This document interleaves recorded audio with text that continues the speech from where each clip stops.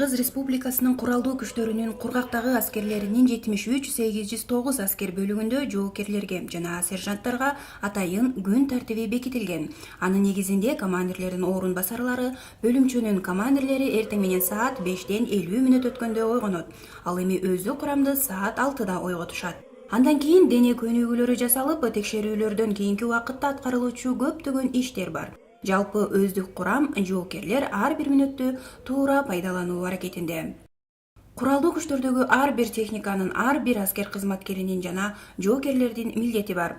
Аскердик техникалардын ичинен жөө аскер согуш унаасында командир, механик айдоочу жана мээлеп атуучунун орду болот. Экипаж командирдин жетекчилиги менен иштейт. Аскер бөлүктөгү катардагы жоокерлерге жөндөмүнө жараша милдеттер жүктөлөт. 2018-жылдын апрель айынан бери аскердик милдетин өтөп жаткан Нурсултан Сабиров учурда 1-чи мотоаткычтар батальонунун 2-чи мотоаткычтар ротасынын бөлүкчө командири. Мен бул жерде механик айдоочу, бул жакта артында командир машина бар, анын артында наводчик оператор жайгашкан. Ушул жерде командир машина команда берет, мен бул ишик приборлорун көзөмөлдөп айдайм.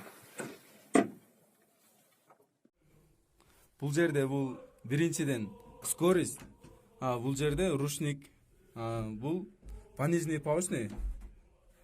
Бул жакта суунун, майдын датчиктери бар, аккумулятордун. Бул жакта стартер, замок полный жайгашылган.